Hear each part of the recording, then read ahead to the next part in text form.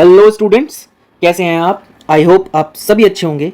मैं विशाल ठाकुर आप सभी का स्वागत करता हूं हमारे चैनल वी स्कूलर्स अकेडमी पे। आज का जो हमारा टॉपिक होने वाला है वो है effect of association and dissociation on colligative properties. ये बहुत ही इंपॉर्टेंट टॉपिक है from exam point of view. This is going to be our lecture number 9 and this is in continuation with the JEE और NEET 2025 series. तो आप previous lecture जाके हमारे channel पे देख सकते हैं और ये लास्ट लेक्चर होने वाला है सॉल्यूशंस एंड कोलिगेटिव प्रॉपर्टीज का। तो आप हमारे साथ बने रहिए। चलिए बिना टाइम वेस्ट के स्टार्ट करते हैं।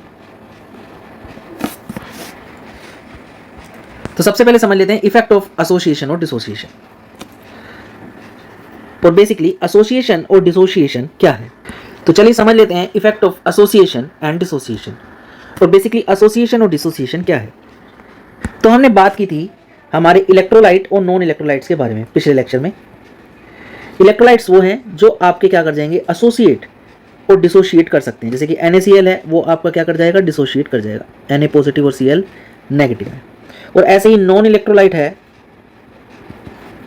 वो क्या कर जाते हैं जी आपके, जैसे कि C6H12O6 और यूरिया, ये आपके ना तो एसोसिएट करते हैं ना डिसोशिएट करते हैं आपके सॉल्यूशन में।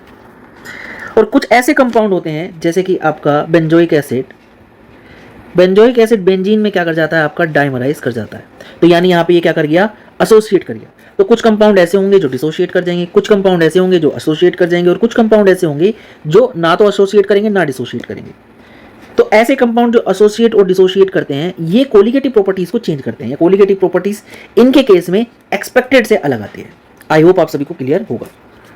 और ऐसा क्यों है, ये इस वजह से है क्योंकि आपके नंबर ऑफ पार्टिकल जो सॉल्यूशन में है वो चेंज हो गए हैं। जैसे कि 1 मोल NaCl लिया था तो नंबर ऑफ मोल्स कितने हो जाएंगे, अब डिसोशिएट होने के बाद 2 मोल्स हो जाएंगे। और 2 मोल्स यानी नंबर ऑफ पार्टिकल बदल गए तो कोलिगेटिव प्रॉपर्टीज बदल जाएगी, क्योंकि colligative properties number of solute particle पे ही डिपेंड करती है, नेचर ऑफ सोल्यूट पार्टिकल पे डिपेंड नहीं करती है।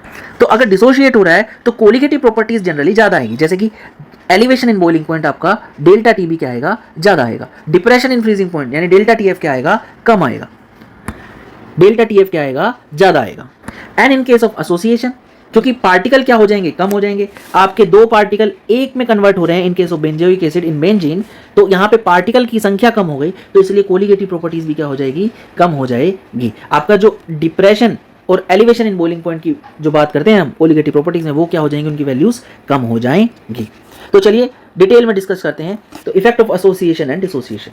Association is the joining of 2 or more particle to form one entity, यानी कि 2 या 2 से ज्यादा पार्टिकल ज्वाइन करके एक एंटिटी बनाएंगे। जैसे कि आपका बेंजोइक एसिड। बेंजोइक एसिड क्या कर रहा है, आपका 2 मोल ज्वाइन करके बेंजोइक एसिड क्या बना रहा है, डायमर बना रहा है, पर ये किसमें होगा, आपका बेंजीन के अंदर होगा। इसका एग्जांपल क्या है, the dimerization of carboxylic acid when dissolved in benzene. I hope आप सभी को ये बात क्लियर होगी। Next dissociation. Dissociation refers to the splitting of molecule into multiple ions. Dissociation refer कर रहा है मॉलिक्यूल के डिसोशिएट होने का, यानी कि splitting of molecule into multiple ions, यानी एक मोल तोड़ के कितने नंबर ऑफ आयंस आपके बनाएगा। एग्जांपल क्या है आपका, sodium chloride dissociate into Na positive and Cl negative ions when dissolved in water. अब ये किस तरीके से इफेक्ट करते हैं उसके बारे में हम जस्ट अभी बात करेंगे। उससे पहले हम एसोसिएशन और डिसोसिएशन को थोड़ा सा और डिटेल में देख लेते हैं। राइट, तो एसोसिएशन क्या है भाई और डिसोसिएशन क्या है। एसोसिएशन में आपका जो कंपाउंड है वो क्या कर जाएगा, डाइमर बना लेगा या जुड़ जाएंगे। आपका एक कंपाउंड क्या कर जाएगा, जुड़ जाएगा। फॉर एग्जांपल A मॉलिक्यूल है, उसके N मॉलिक्यूल्स क्या करके जुड़कर AN बना दिया।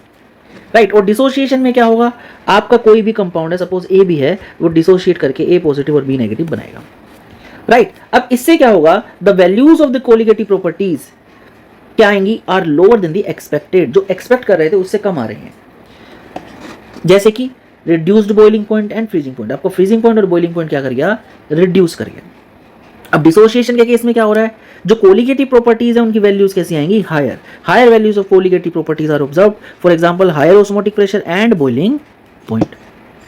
अच्छा जी, और मोलर मास, क्योंकि कोलिगेटिव प्रॉपर्टी से जनरली हम मोलर मास को क्या करते हैं, कैलकुलेट करते हैं, तो मोलर मास को किस तरीके से अफेक्ट करेंगे उसके बारे में बात कर लेते हैं।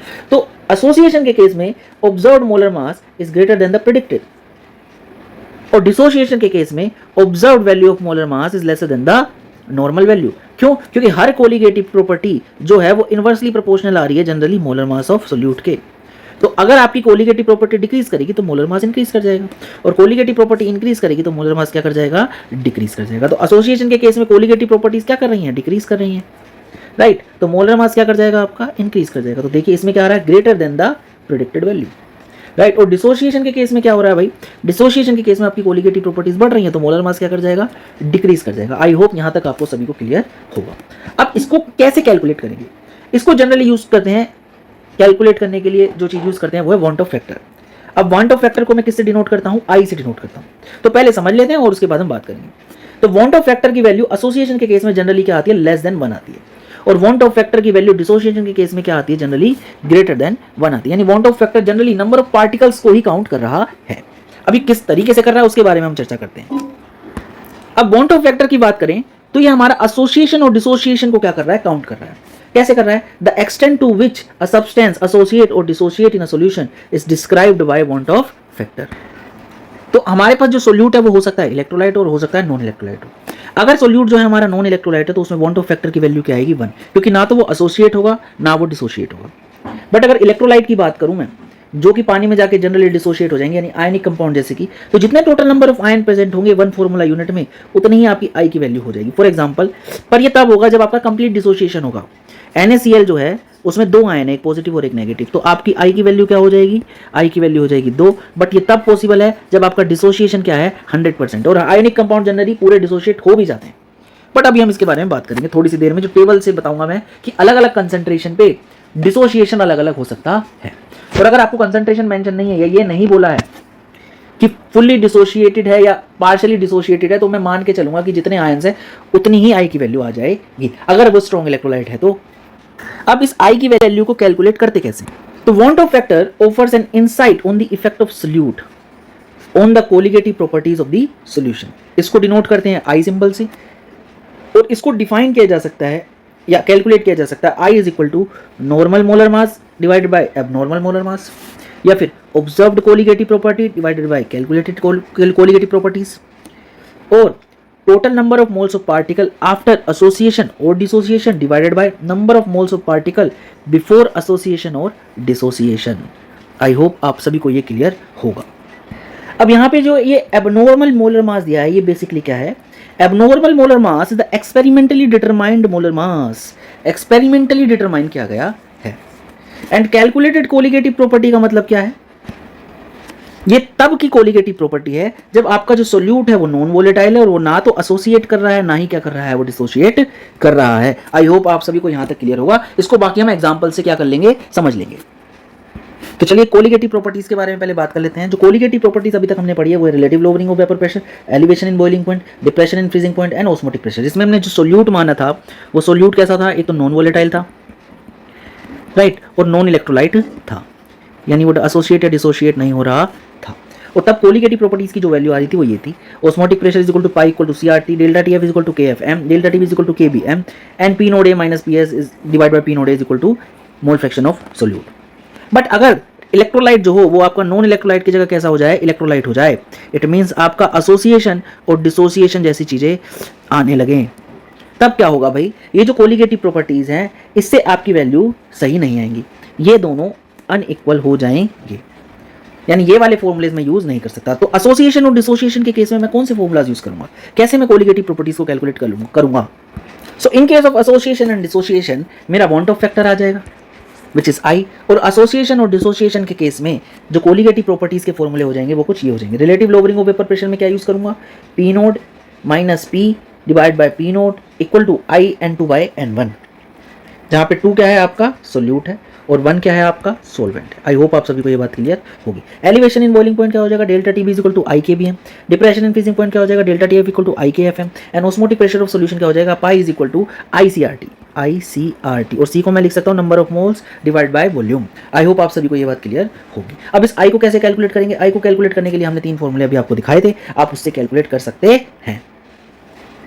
और अगर आपको स्ट्रॉन्ग इलेक्ट्रोलाइट दिया है और वो कंप्लीटली डिसोशिएट हो रहा है तो जितने नंबर ऑफ पार्टिकल हैं वही क्या हो जाएगा, आई की वैल्यू हो जाएगी। सपोज ये 1 था, ये 0 है, ये 0 है, ये 1 माइनस अल्फा होगा, अल्फा होगा, अल्फा होगा, और आपका जो आई होगा वो क्या हो जाएगा, number of particle after dissociation कितने हैं, तो ये हो जाएगा 1 माइनस अल्फा प्लस अल्फा, और इनिशियली कितने थे तो कितना हो जाएगा, 1 अल्फा अल्फा कट जाएगा तो 1 प्लस अल्फा बाय 1 और आई क्या हो जाएगा आपका, क्योंकि 100% डिसोसिएशन है तो अल्फा की वैल्यू 1 हो जाएगी और आई की वैल्यू क्या हो जाएगी आपकी 2 हो जाएगी।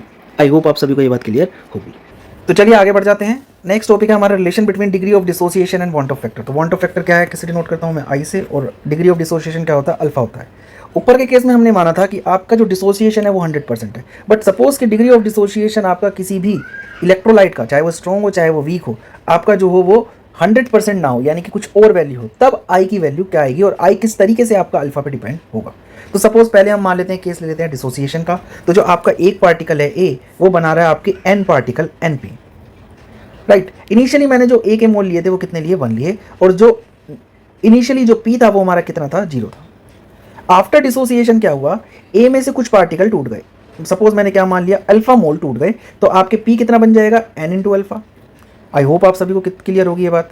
और इस आफ्टर डिसोसिएशन के बाद जो टोटल नंबर ऑफ मोल्स पड़े होंगे वो क्या होंगे, ए के प्लस पी के, तो 1 माइनस अल्फा जो कि ए से आए और प्लस एन अल्फा जो कि किससे आ गए, हमारे प्रोडक्ट के आ गए, राइट। तो आई की वैल्यू क्या होती है, आई की वैल्यू होती है number of moles of particle after association और डिसोसिएशन,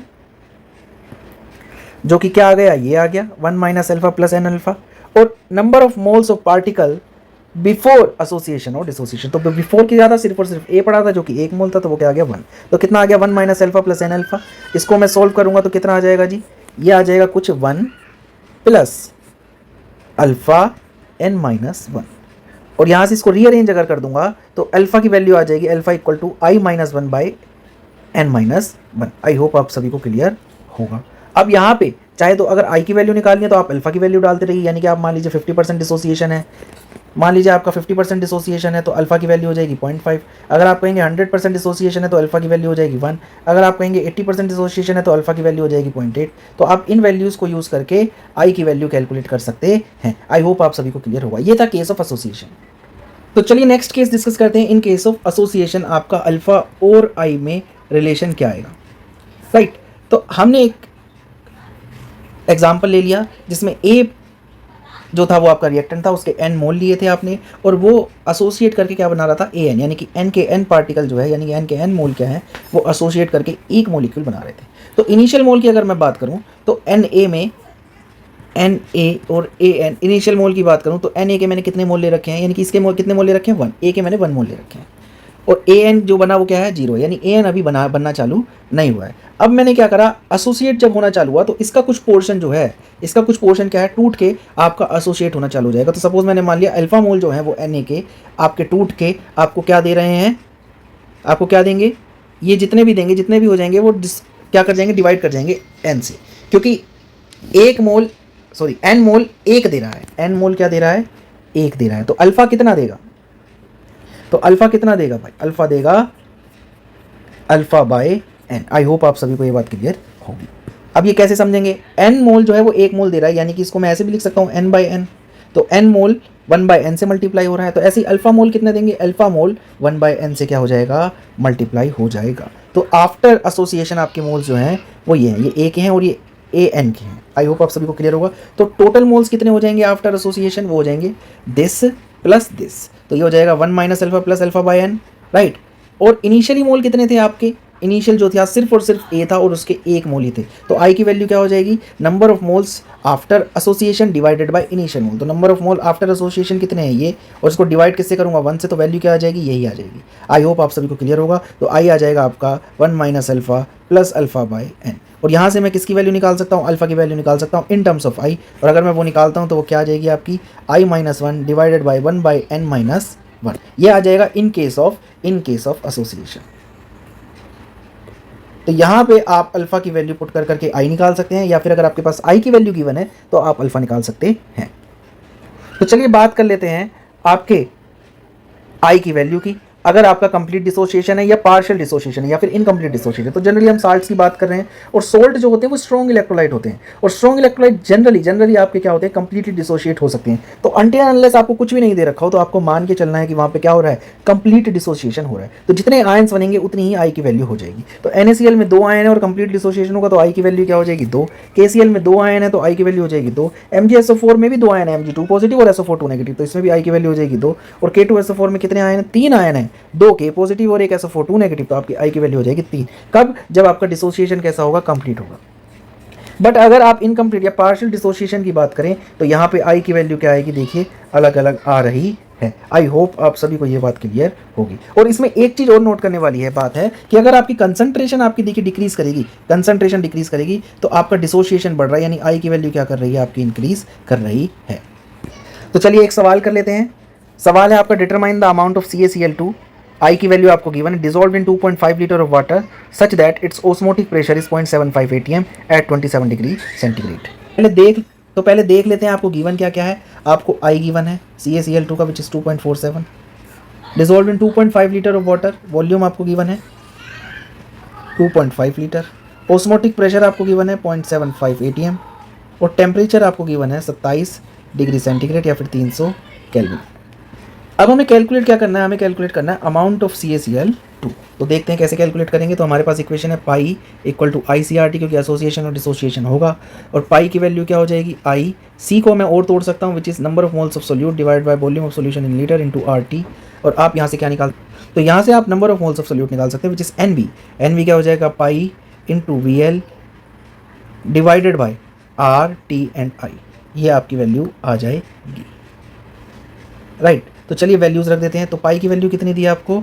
पाई की वैल्यू दी है आपको 0.75 एटमॉस्फेयर। वी की वैल्यू कितनी है? 2.5 लीटर, आपको चाहिए भी लीटर में ही था। आई की वैल्यू कितनी दी है? 2.47। और आर क्या है? आर आप ATM में लेंगे 0.082 लीटर एटमॉस्फेयर पर केल्विन पर मोल। एंड टेम्परेचर जो है वो आपका कितना आ जाएगा? 300। तो इसको आपको सॉल्व करना है, आपको मिल जाएगा नंबर ऑफ मोल्स। तो जब आप इसको कैलकुलेट करेंगे तो ये आ जाएगा 0.03 मोल।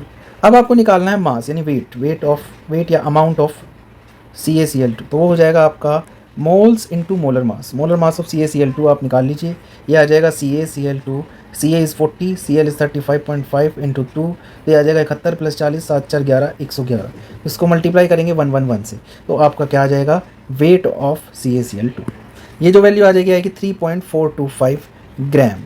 इतना वेट आपका इस पर्टिकुलर सॉल्यूशन में था, जिसका वांट ऑफ फैक्टर की वैल्यू क्या थी? 2.47। आई होप आप सभी को ये बात क्लियर होगी। तो चलिए नेक्स्ट क्वेश्चन की तरफ बढ़ते हैं।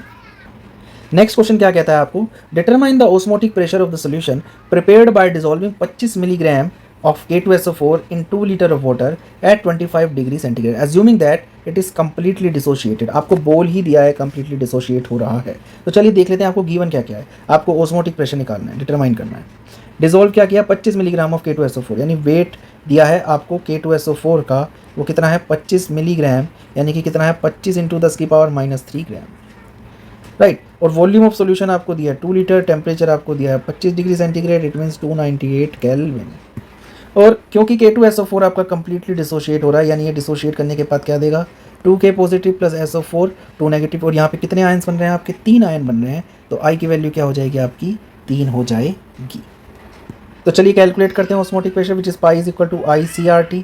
आई की value 3, C is nothing but number of moles of solute divided by volume of solution in litre, जो कि 2 दे रखी है। आर की वैल्यू आपको डिपेंड करता है किस में लेनी है, कि पाई की वैल्यू आपको किस में चाहिए। सपोज मुझे पाई जो है ATM में चाहिए, तो मैं 0.082 ले रहा हूँ। नेक्स्ट इसको मल्टीप्लाई करूँगा आपके टेम्परेचर से विच इज़ 298 केल्विन। रही बात number of moles of solute की, तो number of moles of solute कैसे निकालेंगे हम? Number of moles of solute आएगा given weight divided by molecular weight. Given weight कितना है? 25 मिलीग्राम, यानी 25 × 10⁻³ बाय मॉलिक्यूलर वेट। तो K2SO4 का अगर मैं मॉलिक्यूलर वेट निकालना चाहूँ तो वो आ जाएगा 39 × 2 + 32 + 16 × 4। आई होप आप सभी को ये बात क्लियर होगी। ये वैल्यू आपकी आ जाएगी 174 ग्राम पर मोल। ये आपका आ गया मोलर मास। मोलर मास किसका? K2SO4 का। इस वैल्यू को मैं यहाँ यूज़ कर लेता हूँ, 174 से डिवाइड कर लेता हूँ तो मोल्स आ जाएंगे। तो ये आ जाएगा 1.436 × 10⁻⁴ मोल। ये आपकी वैल्यू आ जाएगी। इस वैल्यू को मैं यहाँ पे यूज़ कर लेता हूँ नीचे, तो ये आ जाएगा मेरा पाई 3 × 1.436 × 10⁻⁴ इंटू 0.082 इंटू 298/2, राइट। और इसको कैलकुलेट कर लेते हैं तो ये मुझे दे देगा ऑस्मोटिक प्रेशर इन ATM। ये आ जाएगी वैल्यू 5.27 × 10⁻³ ATM। आपका ऑस्मोटिक प्रेशर की वैल्यू आ जाएगी। आई होप आप सभी को क्लियर होगा। तो चलिए नेक्स्ट क्वेश्चन की तरफ बढ़ते हैं। ये कहता है हमें 2 gram of benzoic acid dissolve in 25 gram of benzene shows a depression in freezing point equal to 1.62 kelvin. Molar depression constant for benzene is 4.9 Kelvin kg per mole. What is the percentage association of acid if it forms dimer in solution? अगर वो dimer बना रहा है तो percentage association कितना होगा? तो सबसे पहले देख लेते हैं हमें क्या क्या गिवन है। तो weight of benzoic acid given है, वो आ जाएगा हमारा 2 gram. Weight of solvent given है यानी बेंजीन, वो आ जाएगा हमारा 25 gram. Right, shows a depression in freezing point, it means delta TF given है हमें 1.62 kelvin. Molar depression constant KF given है हमें 4.9 केल्विन kg पर मोल। और हमें बताना है परसेंटेज एसोसिएशन, तो हमें एसोसिएशन ही कर रहा है वो, और कैसा बना रहा है? डाइमर बना रहा है।